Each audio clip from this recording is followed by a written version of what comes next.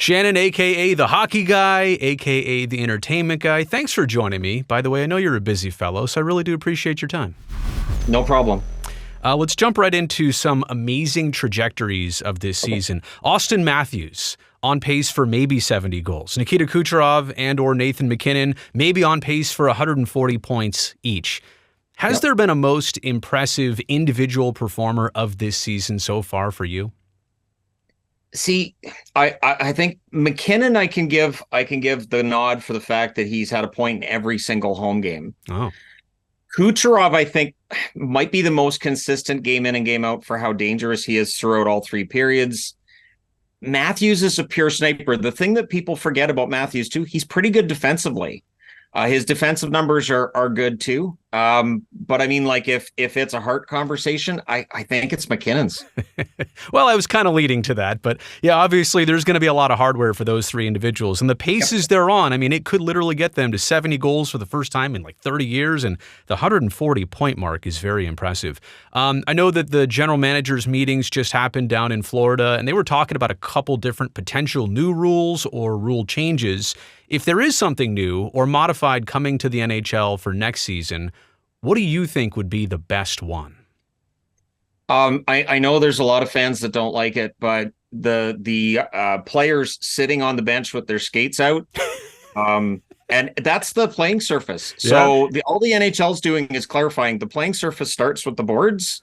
So you can't just drape your leg over and wait to go onto the ice. Like, I understand they want to get the line changes done quickly, but I mean, if an official got cut, then yeah, that means that I'm always surprised at how many pileups are along the boards that doesn't happen more regularly. And so I'm in favor of them just enforcing you can't drape your leg over, because there's times where they have their leg over the boards for like 20 seconds, right? Especially in 3-on-3 overtime. They're just waiting to go. And it's like, I do think that's dangerous. So I approve of that rule change. So it's the safety issue for you. It's not maybe cheating, so to speak, because Ryan Clough played the puck on the bench at Staples Center back in the day. It's not that part of it. There's definitely times where the puck will come near them and nobody wants to touch the puck because they know there's like 8 guys on the ice, right? So they don't want to call attention to it, which I think then you just blow the whistle and go, since nobody wanted to touch it, you guys knew you had too many men on the ice, so off to the box. I've always thought, though, that as soon as a guy does this, that he should automatically go to the box. He knows what he did. It's the international sign of guilt to put your hands up, by the way. I'll say skates hanging over the wall. I'll also say maybe when the doors open sometimes. Man, I know that, and that's just a freak thing, but somebody could really get hurt there. It ruined one of Brock Besser's seasons. He crashed right into that open door, and that ruined the whole year for him. So, yeah, that's dangerous. You know, the Arizona situation is certainly interesting. We know about those 95 acres. The state of Arizona is going to auction them off. So the Coyotes have a chance, just like anybody else, I suppose, to bid at least $68 million, submit a plan. So the Coyotes had their renderings leaked by themselves on their website, on their app. Then they took everything down. There's still been no more details. I guess we have a little bit of a clearer vision, but maybe we don't. Where do you see things standing? You know, the Coyotes for years, I've been very much like, okay, we'll be patient. We'll be patient. They've got all this figured out. My patience has run really, really thin over the last 12 months. I hope the auction is just the end of it. And I honestly hope they win it. It's done. Right. And then we can get into expansion discussions, because depending on who you ask, either if they don't win the bet, it's not really a bet. Well, it's kind of a bet. I mean, you're bidding. But if they don't win the bid, then there's a rumor that, well, then they'll just force new ownership in, and that new ownership might keep them in Phoenix, or they'll move. Well, whatever's going to happen, I hope happens. It feels like we've been going through this forever with the Coyotes, and now they have an owner that's got a lot of money. So if it doesn't work here, I don't know what else they can do. I think the leaking of the renderings, I think that's more to get public on their side, kind of like, hey, look, guys, this is what we have planned. And sometimes they're kind of clunky in their messaging. So I really hope they get that all straightened out, because it's exhausting. It wasn't even a polished pitch. And I'm saying this as somebody who, I'll take maybe the other side of it. I hope they stay. I spend enough time down there in Arizona in the Valley for spring training and other trips down there for baseball every year. I see what they have. I know it can work. but it's not the fans' fault if it doesn't work. And I think the league, to your point, has done pretty much everything they can up to this point. I'm only worried about this project. It looks so grandiose that it's like a $3 or $4 billion project. Build the arena first. Right? I think where they're looking at it is that this idea of having the entertainment district is the idea that the arena itself doesn't generate that much revenue. Right. So you want like a casino and a shopping area and all this stuff that's going to generate all the money, and you're going to bring in a bunch of people. It's very ambitious. And I mean, there's no guarantee that works either. So, I mean, it's that whole, if you build it, they will come. Well, not necessarily. Sometimes they don't. And sometimes it can fail. I do think that there's definitely potential in Arizona. One thing I always point out, and I try to point this out in videos, is the Coyotes have been terrible on the ice for a long time. If the NHL really and truly rigged its results, the Coyotes wouldn't have been bad for the last 15 years.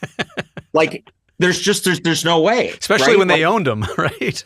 Right. And because they want that market to succeed, wouldn't they have, if they could massage the results, the Coyotes would be a better team. So that's one reason I use, but it's also a reason why I understand maybe a lack of people wanting to buy tickets at this point, because the product just hasn't justified it. Well, or maybe even if it's something popular in Arizona that's good for 10 years, but what is it like in year 20 and 30 with this new project? You know, kind of when the honeymoon wears off. Yep. Since you brought up expansion, in general, do you think it's a good idea? Because I get a little worried. I mean, I think 32 is such a nice symmetrical number for each division, for each conference. It all works out. Half the teams make the playoffs right now. I just kind of worry about getting stuck in between 32 and 36 and 33 and 34 and 35 are kind of messy all over again. Where do you stand on just the entire idea?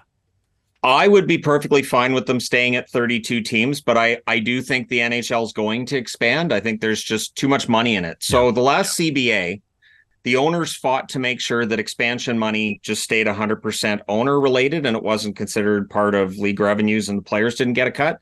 I thought it was weird that they fought to keep that if they weren't going to expand some more. So that to me was the indication that, okay, we're going to go beyond 32 at some point. I know Bob McKenzie years back said the NHL wanted to go to 40. They wanted an 8-team European division. It just never worked. Europe, just the logistics do not work with a European division, but they wanted money. I think you have somebody in Salt Lake City that has a ton of money, and I think they figure Utah can work. Houston, I think they figure Houston's a huge metro that can work, and I think they want Atlanta back. I don't know why they necessarily want to jump in, because if it fails in Atlanta a third time, like that's just the optics of that. And then after that, you'd have to have a 36. Maybe they go to Quebec City, although it doesn't sound like they have any interest in going there. I think it's a money thing as much as anything else. When Bettman mentioned those 6 cities, which you included most of them there, I think he also had Kansas City, Cincinnati, a couple of ones that were off, Omaha even, that were off the wall and unexpected. I mean, is it pretty straightforward, though, that like Salt Lake City and Atlanta, for different reasons, would be most obvious to be in line next? I mean, it makes some sense. Like when Atlanta lost the team, it was that they lost the building. It wasn't necessarily fan attendance that was the problem. It was ownership that was the issue with the Atlanta Thrashers. Yeah. And then they just needed a place to play, and they'd been kicking out of their buildings, so they ended up in Winnipeg. I think if you have competent ownership and if they own the building themselves, I think it can work. You know, I'll switch gears here to a different topic, sports betting. And the NFL is almost forced to disclose player injury status, like how much they participated in each practice session every day of the week leading up to a game, and if they're likely or probable or in or out of the lineup. Like, they do that, I'm pretty sure, from a betting standpoint alone. They want people that are going to wager on the game to know exactly what they're going to get in making a bet. Could the NHL ever get to that same point? Could they ever do kind of the 180 that they're on right now? They're so secretive. They don't want any team to have, any opponent to have any advantage on them. Could the NHL ever get to where the NFL is in injury information because of sports betting? I mean, the possibilities there, I don't know if the NHLPA would go for that. I don't know if the secrecy is necessarily just the NHL.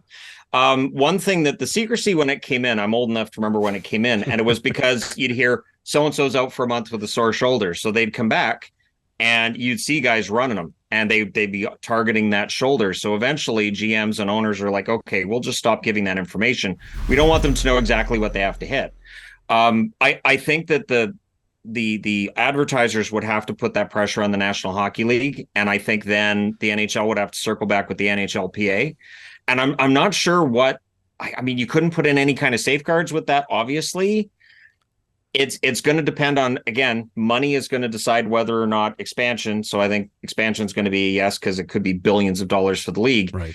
If the NHL feels like the money they're getting from gambling, and right now gambling ads are everywhere. Yep.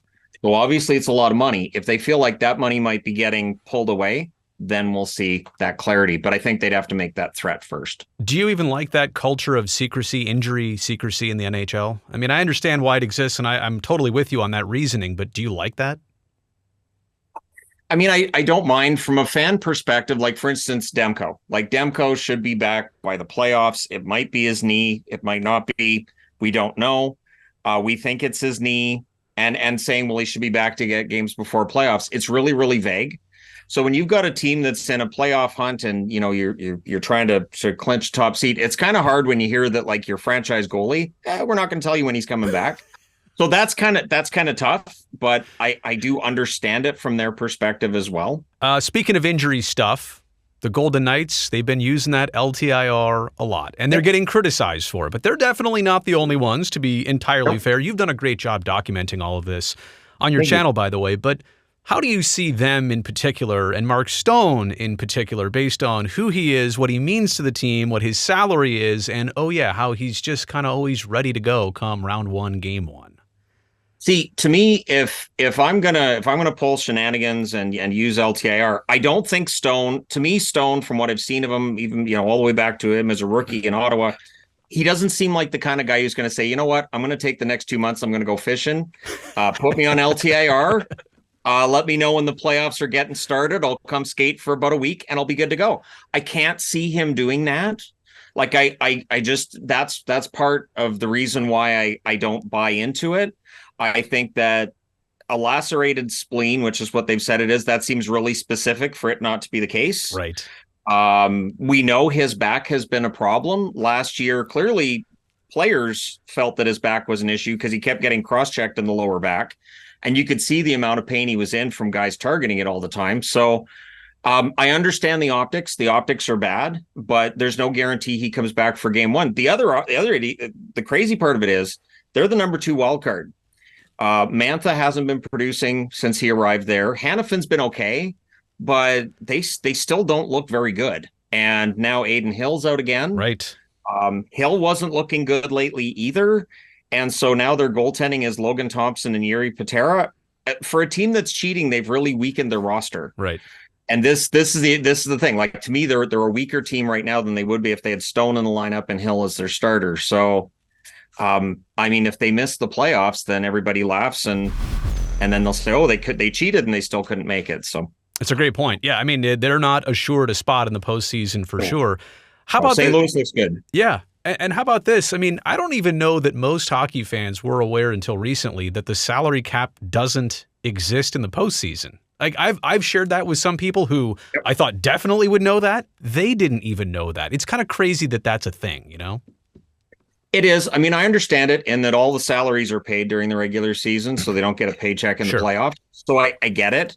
But I also understand why people want to see a salary cap compliant lineup for teams that are on the ice. Like last year's team that Vegas had that won the cup, like Kelly McCrimmon's come out and said, look, that team was cap compliant. If you look at the guys who won the cup, that stays under the salary cap. He went out and he spent money that I think any GM would have in that same situation at the deadline. And, you know, we'll see how it all goes. But I can't begrudge Vegas too much. Just like I couldn't really be like, everybody got mad about Tampa being so far over the cap a few years back. But 2 of the guys they were over the cap with were Anders Nilsson and Marian Gaborik, who never played a game for Tampa. So that was about like $8 million of the amount of money they were over the cap. One more league-based question for you, and this one might get a little bit personal because you did a video the other day separating some of the league's best teams this season versus some of the hottest teams headed into the playoffs. For example, like Vancouver, one of the best overall, probably start-to-finish teams, points-wise, standings-wise in the league. Mm-hmm. And then one province over, you've got the Edmonton Oilers. Since the coaching change, they're the hottest team maybe going into the Stanley Cup playoffs, if they're obviously there. Can you identify just quickly the difference between those two things and maybe which one of those groups has a favorite for you to make a run this year for the Cup? I mean, traditionally, the team that does really well in the second half will be the one to watch come playoff time. The team that's hot going into the playoffs can be like St. Louis did that in 2019. They rode that hot second half all the way through the playoffs. I'm concerned with the Canucks because since the halfway mark of the season, they've been good. They've been playoff good. I don't know if they've been contender good. Demko's numbers have kind of slid, not to league average by any stretch, but not the huge numbers he was putting up. Quinn Hughes has slowed down in his scoring too. I don't know if the Canucks are going to go on a run. The way I feel is that this year, them being in the playoffs is kind of a win anyways, because they weren't expected to be in the playoffs. The Oilers, on the other hand, everybody expected them to be a contender, and then they got off to that awful start. The team in the Pacific I have mild concern about is the Kings. There's just this feeling that the Kings are due for a run. They haven't been on a run in a long time. And then there's the other side too, which is I don't know if anybody can stop Colorado. Yeah. I don't know that anybody in the West can stop the Colorado Avalanche. They spot other teams 3-goal leads, 4-goal leads, and then once they start coming back, it's done. When Vancouver's leading them 3-0, they scored with 2 seconds left in the second, and I swore at my TV and I was like, "Here we go," and I knew one community's like, "What are you mad about?" And I'm like, "Colorado's going to come back and win this. I'm going to be really, really angry. This is really going to make me angry." But they're able to turn it on. I don't know that there's any other team in the West that can do that right now. You've watched so much hockey, you know what's coming. I feel that sometimes, the instinct too. Since you're wearing the Shark sweater, I want to switch gears and talk about our team. I say our team, the one I cover. Yep. The Sharks are down to Logan Couture, Marc-Edouard Vlasic, and Kevin Labanc. That's basically it from the, quote, old era. So seeing that and understanding that, is it fair to say that the teardown portion of the rebuild is essentially complete? Yes. I'll be interested to see with how much cap space they're going to have this summer. What does Mike Grier do with that? Because he's got two options. Either he tries to bring in a couple of maybe mid-range free agents to improve the team a bit on the ice, or do you go to other contending teams that have bad contracts they want to get rid of so they can sign somebody and get draft capital out of it? So I'll be interested to see how he uses his cap space this summer, because either way, it's going to make the team better down the road. It's just a matter of whether or not you want to improve for next season or if you're going to kick the can down the road just a little bit. And because you've watched so many rebuilds happen across the league in recent times, as the Sharks try to get back to where they were before, like annual playoff contention, maybe even Stanley Cup contention at a certain point, can you identify some of like the major milestone moments that need to happen for the Sharks from now until whenever they're back? You know, trying to measure when a team's out of a rebuild is tough. I know Ottawa felt they were out of it a year ago. They're not. Right. It really is a matter of, so you get your young core. So for San Jose, that'd be, Smith comes in and plays, and you've got other improving young players with the team. I like Bordelot. I think there's a lot there with Bordelot if he can get the defensive side up as well. Love Eklund's game as well. So there's a lot of good young pieces there. And then it's about adding the right veterans, adding the right guys to come in that can kind of shepherd you along. I think what Yzerman's done in Detroit has been really smart. I know it's taken a little bit longer than some people might like, but like Detroit, I think they went out, they got Kane at the exact right time. I don't know if they're going to make it, but like Detroit, in my opinion, is done with the rebuild. Now they're in the playoff conversation. So for San Jose, if they're going to go the long route, it's probably going to be a while. And it feels like they've sold off so much. I don't think a quick turnaround is going to happen anyways in terms of playoffs.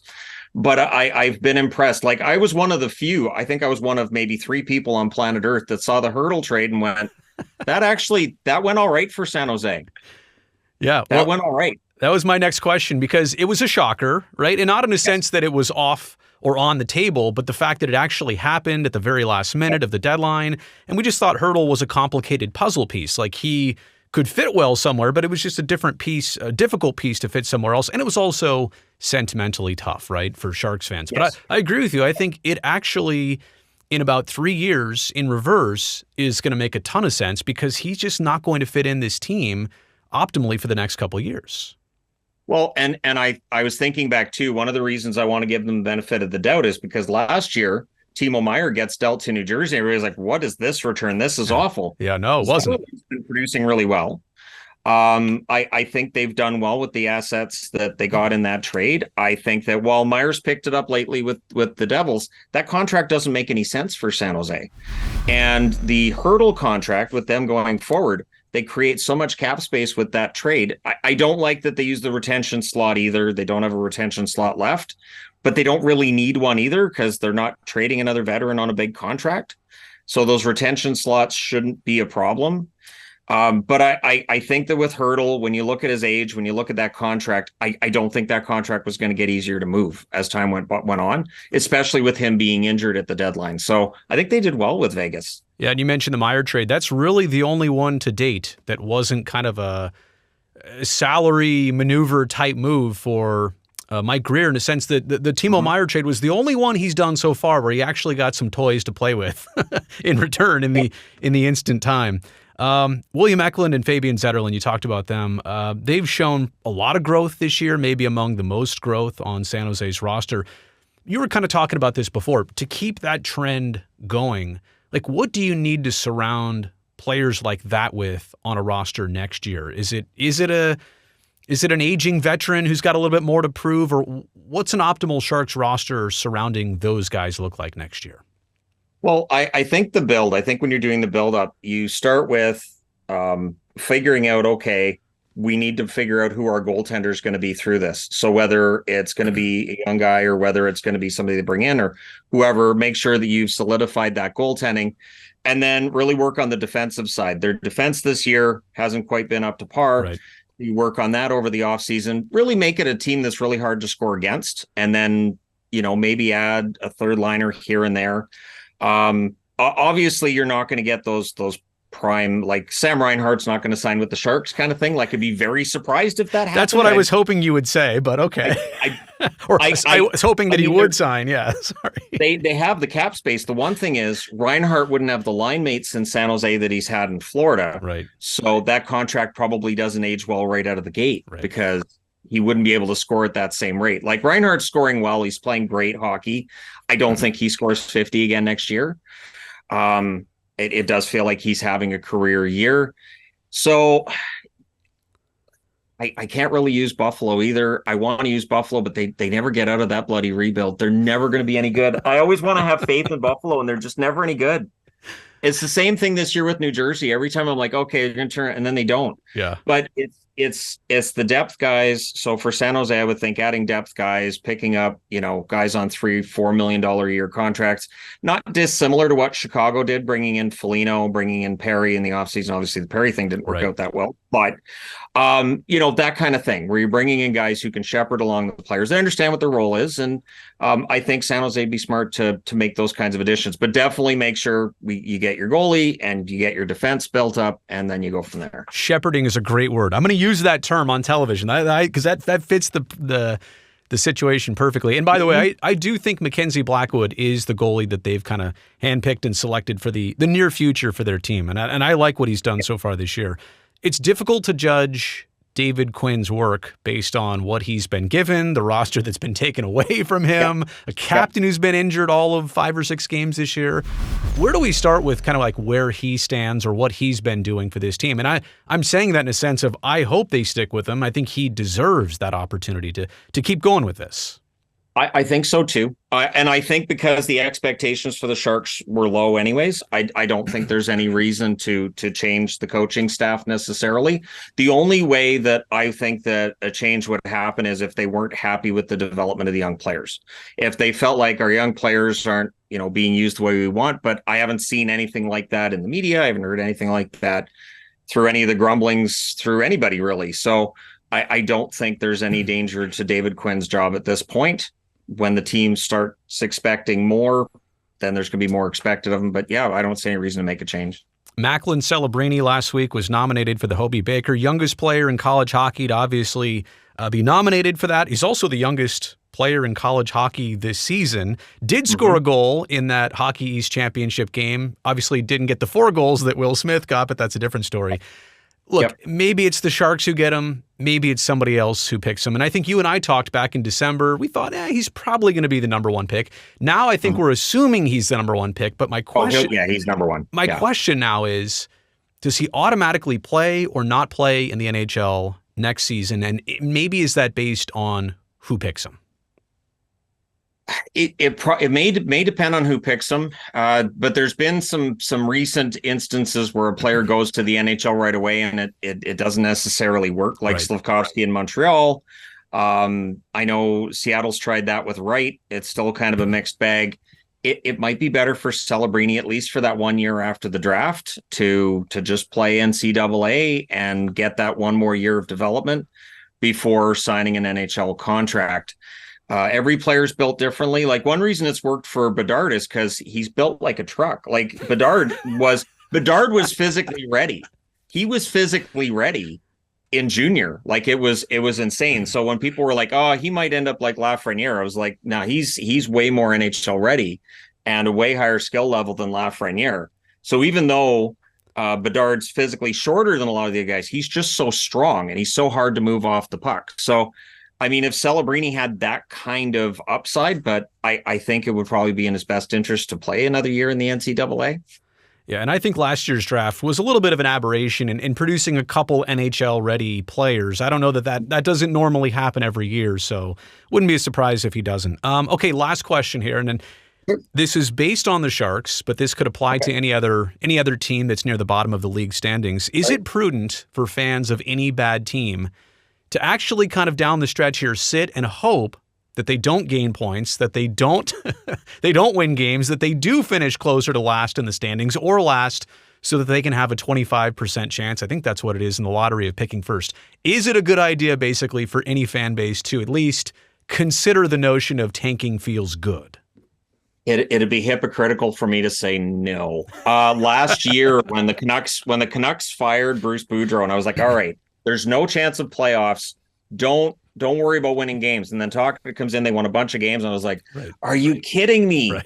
There's a generational talent in this draft, and you guys just moved up a whole bunch of draft spots. Oh my gosh. Like, I was so torn because, like, it's fun to watch them win, but like, you really want that top draft pick. And so, I was definitely rooting for more losses from Vancouver than we got. And like, I knew the schedule got easier when Tocchet took over, and I was really concerned, which I know sounds weird, but I really wanted like as high of a prospect as possible out of that draft. And so I do understand the tanking fans that are like, oh, we won again. Did you see that last night? Now we're like, I think it's the idea of now we're winning. Now that we can't make the playoffs, now we're winning. Oh, cool. Great. So glad we won that game in late March. Why couldn't we win them in October? So I get it. I want competitive performance. I want individual growth, and I want the consolation prize. There's still I want a team that tries really hard and loses. Yeah, well, that's what if you're going to come this close to the prize, why not take the prize? And it's because I love the Sharks so much, and I want so much for them to be back where they belong 3, 4, 5 years down the road. And this is one proven way to do it. Shannon, this has been awesome. You know I always appreciate it. I don't imagine there's anybody watching this who's not already subscribing to The Hockey Guy, but we got to make sure that everybody is and does. So thank you so much for doing this, and we'll talk to you down the road. Sounds good.